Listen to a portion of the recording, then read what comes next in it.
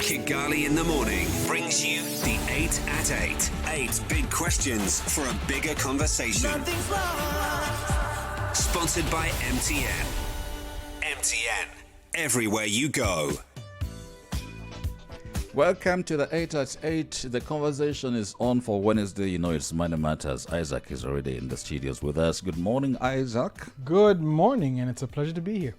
Yeah, fantastic. Morning, Isaac. Morning. Listen up. I'm not sure how it was when you were dating your wife, Isaac. Again, you Here always want we to corner go. this man. But Here we go.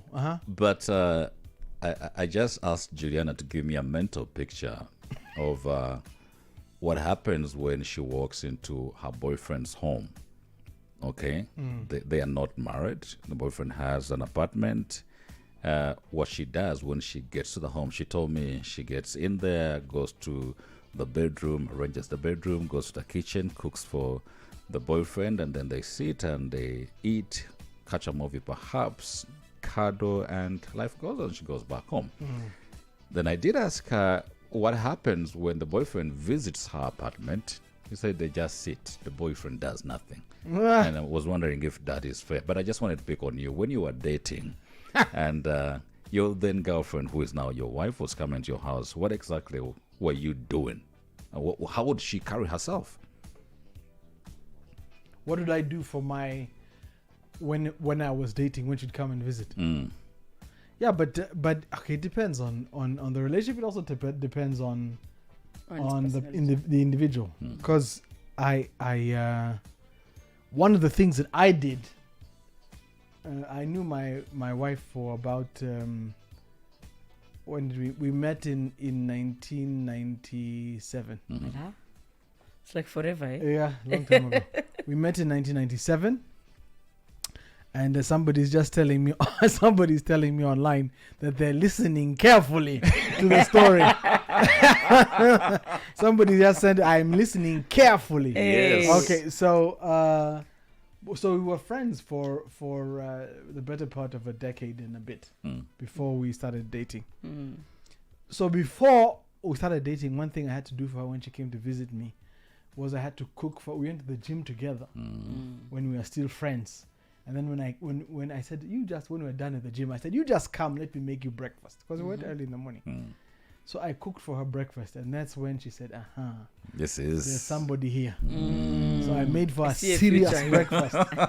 If you ask me how many times I've cooked since then, that's another story. But, yeah, so I cooked for her. Let's get to business today. Very interesting. So today on our conversation on finance, I just want us to, because we have very few minutes, really, about 20 minutes or so, but is that cutting the difference between being rich and being wealthy? Because I find that we still struggle on those areas. Yeah. This morning somebody was saying that being rich is really about experiences, that you have a family. When you walked in here, you're showing us pictures of your baby, and you say that to me this is everything. And life this is life. And That's then where we to find some life. people, like, don't talk about the babies. Let's just talk about how much money I have. And then to them, that is life. Yeah. Being rich and being wealthy.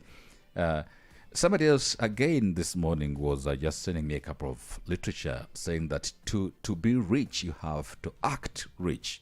And most of us are caught in that dilemma of trying to act rich all the time. Yeah. Over to you, Isaac. Well, everything is in the definition. So if we also spend a lot of time when we talk about money in our trainings and in our workshops and coaching sessions, that the way you define a thing is the way you use it, or the way you handle, live with it, handle it, deal with it. And wealth needs to be defined. Being rich and being wealthy, those both need to be defined. What does it mean to be rich? What does it mean to be wealthy? Now, so for me, I like a definition that was given by, I believe it's Robert Kiyosaki, but I could be mistaken. That your wealth is measured in time. Wealth is measured in time. It's a time measurement. The way to the meter rule that you use to measure wealth, it's time. He says that how long can you survive if your main source of income was to stop today and you maintain your current lifestyle? How long would you live before things fall apart like Chinua Achebe? And the reality is that most of us is not very long. Most of us would not survive very long if your main salary stopped today. If today you know at the end of the month no salary is coming, how long can you stay living your current lifestyle? I think the statistic is that in the West, most 85-90+% of people will not survive more than 3 weeks. 3 weeks, as in 21 days. That place which is supposed to be the richest place, first world. We even live in different worlds, different planets. The West is on one part of one world. The Africa's 2 worlds behind. Since we're third world, are we still third world, or We're still third world. We have moved down. We have downgraded to fourth world. So they put us somewhere on Mars or Pluto or somewhere there. We are very far away, so called, right? So, how long will you survive if your main source of income stops? The measure of time. Most people will not survive a month. Paying to stay living the same lifestyle, but with no salary, no main income source. When you say survive a month, you mean paying all the bills, paying for everything you need to pay but for. they'll still live. You stay alive. You'll Especially in you'll eat. Africa, it's a completely different story, because to me, if my paycheck ceased this month, today, I'll go to my uncle's. Yeah, but you're not changing. You're dependent. You're not keeping your same lifestyle. We eat guavas. Yeah. No, you will not die. No, you will not die, but your lifestyle will change drastically and very quickly. Yeah, you'll not continue paying rent when you don't have a job. You don't continue putting fuel in the car when you don't have a job. You not continue going to the grocery store, or the grocery store might change. You used to pick from certain supermarket, and now you are picking from Fresh. What you used to pick, what you used to eat, the luxurious things you used to eat, now you are downgrading. You're picking from the tree direct and rubbing on your shirt and chewing. Waiting for seasons. Waiting for the season to arrive before you eat. So if you measure wealth in that, and really what this measure is what is your net worth? What do you have to feed you beyond your salary? By the way, is it possible for everyone to measure their net worth even today? Yes. You can take Regardless us of through how that? much you earn? What you own minus what you owe Is your net worth? is your net worth, and it can be positive or negative. What the things that you own of value, the total things that you own of value, especially when you're talking about personal net worth, you're talking about the things that generate money. Oh, so children are not included. No, children are not included, and you also don't own them. In the African tradition society, Children we are used to say, riches. children are Hey. wealth. Well, we come back to the idea of definition. What kind of wealth are you talking? Because you will not eat food by selling your children or No, from the production when of you your have children. when you have 7 children in the family, you don't need Mukozi. They children will they'll sweep. wash the dishes, they'll But slash are they around the house. contributing financially?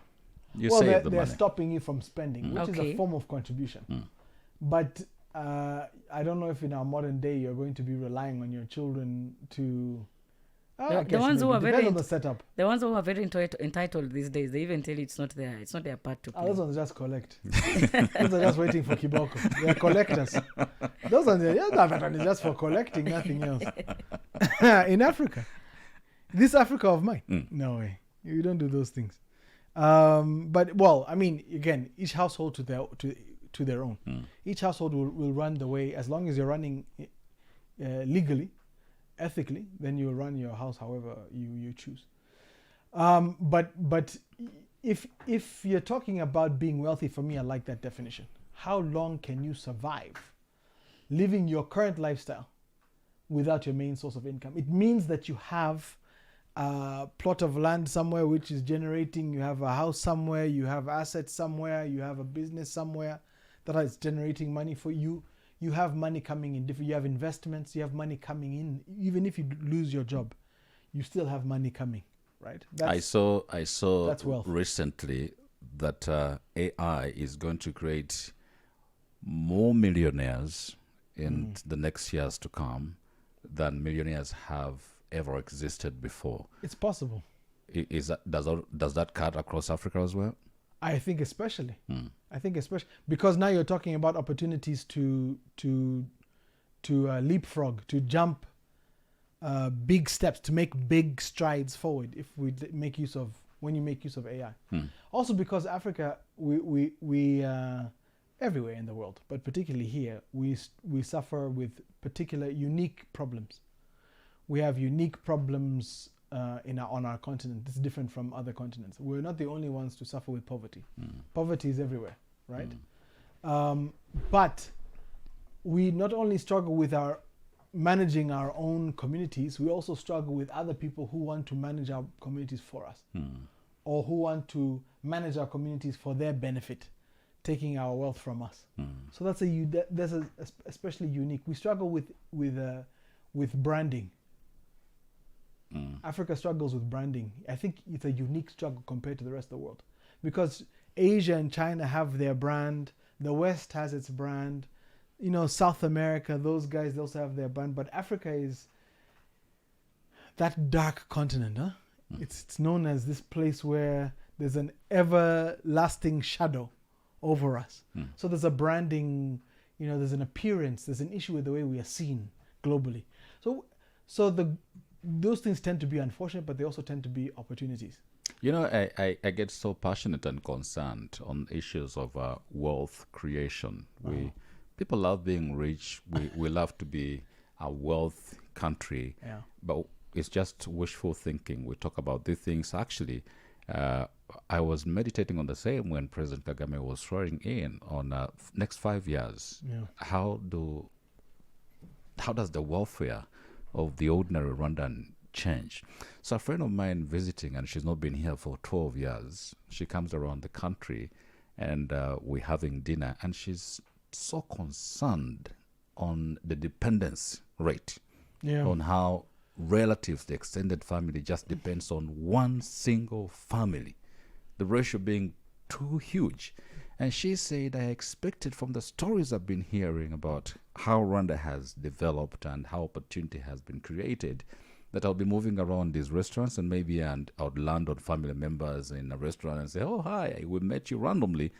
But I'm so shocked for a whole week I can't see any of my family members eating out in a restaurant, meaning these people are very broke. That is an assumption, that brokenness is what stops you from eating in the restaurant.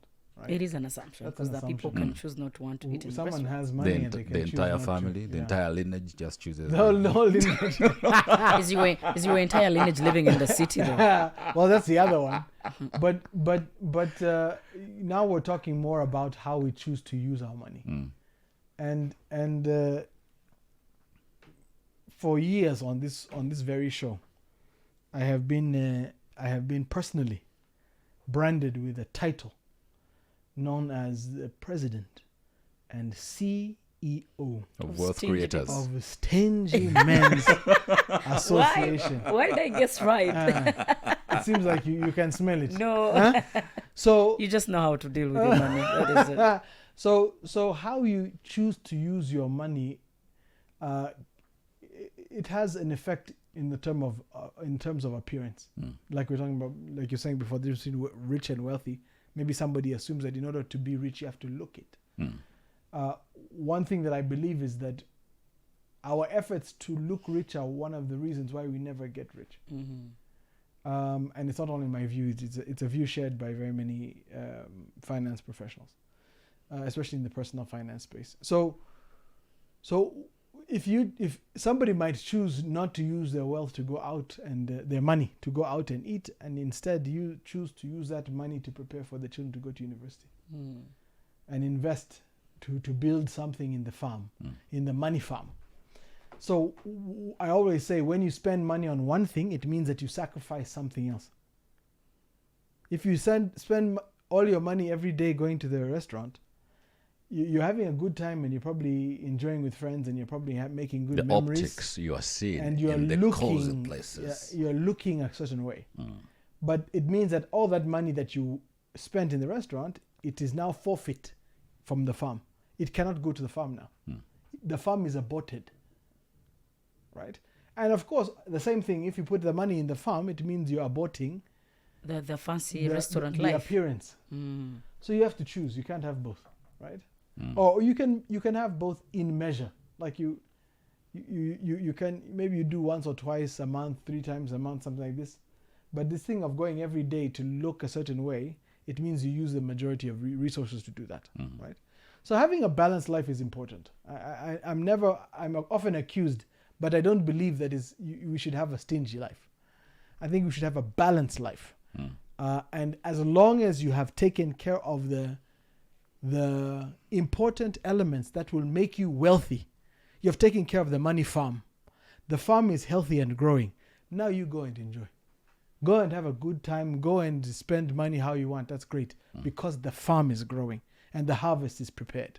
So, Mr. CEO, for the better part of our young life, we looking forward to getting married. Yeah.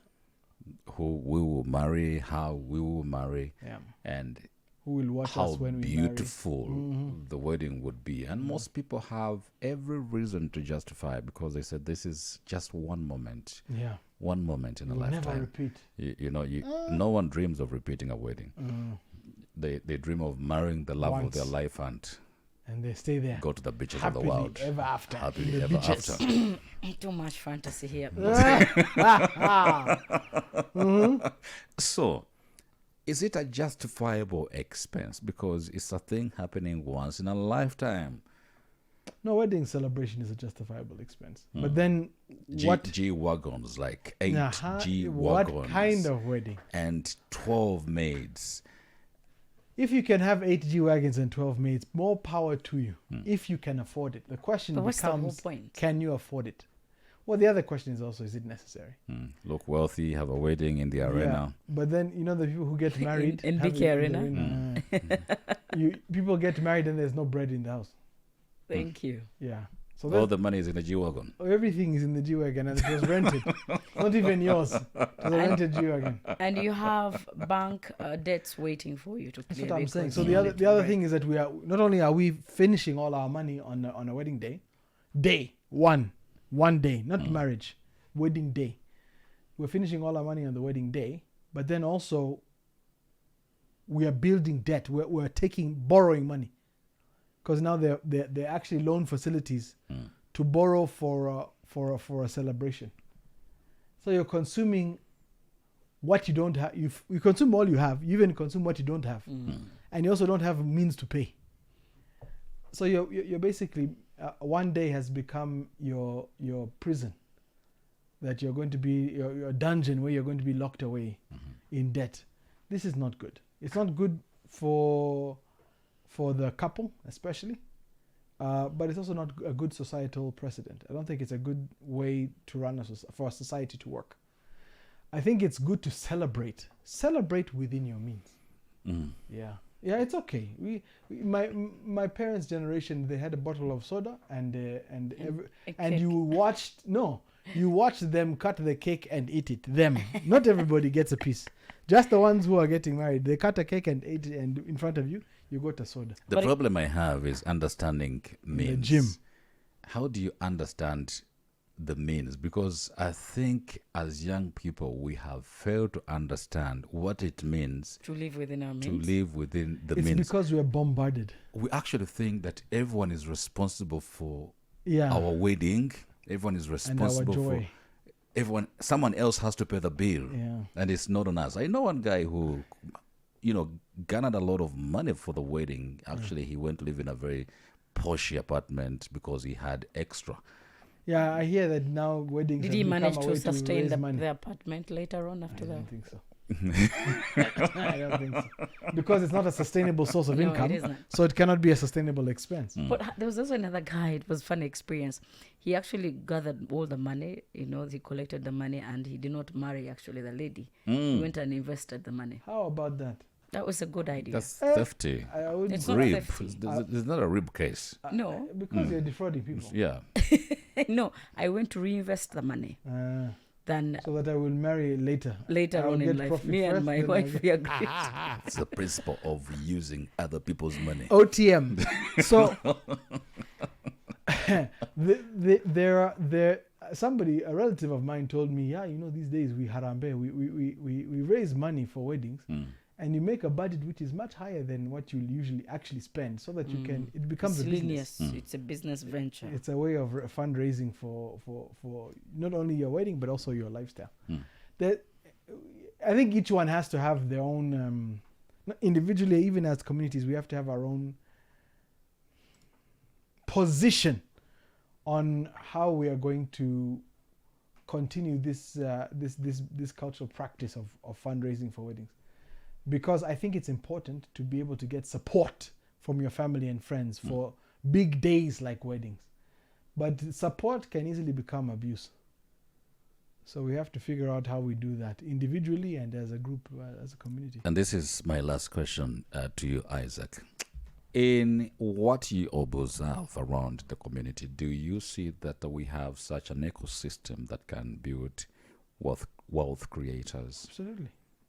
Does Absolutely. it exist? Does the environment and our cultural beliefs and attitudes provide for that we can make wealth You're creators? talking about cultural environment, you're talking about political, you're talking about... The culture, this just our beliefs around us. So we have a culture that guides, every community has culture that guides to a certain degree our individual behavior. Because if you know that this is the context which you live in, you have to find a way to manage in that context. If you try to be completely different from everyone else, you find yourself isolated on an island. So culture has an impact, but all of us are free. We're a free mind. So there are things that you can absorb and things that you can refuse, even in any culture. But we have a stable economy. We have a safe country. We have freedom of movement, freedom of activity. We have a free market. And we have the blessing of problems. What do you mean we have problems? So you go do your research. Problems are also the other side of a problem is opportunity. So when you have problems, it means there's an opportunity for you to make money if you can solve it. So you use your well-educated mind, which has been paid on the bill of the government, education funds. You go and use that entrepreneurial mind and get to work. Elbow and muscles and bones and feet, and start solving problems and make money. The opportunities are there. Let me just open your eyes to the kind of investments I'm seeing people put their money in. Everywhere now I go, there is sauna, steam bath. Yeah. What problems are we trying to solve in every corner? No, that's not solving problems. That's copying your neighbor, and you'll find that eventually that's going to cost you a So lot. there is actually no problem. So the problem is that you want money. That's the problem. These entrepreneurs have become the problem. Somebody wants money without being inventive. I think some without people need to be creative more. People are not being creative. Yeah. People are not being what's the word that we're trying, not inventive, but you're looking to find new ways to solve problems. Usually when we see when you see Me Too businesses, like what you're describing, somebody says Me Too. So you have a sauna and steam. Somebody even Me Too. This is not a business. That's this is a good just term, copying. Me Too business. Yeah, it's a Me Too business. You're just copying others. You're not solving your own problems. That one is bound to fail for everyone because now you have oversupply.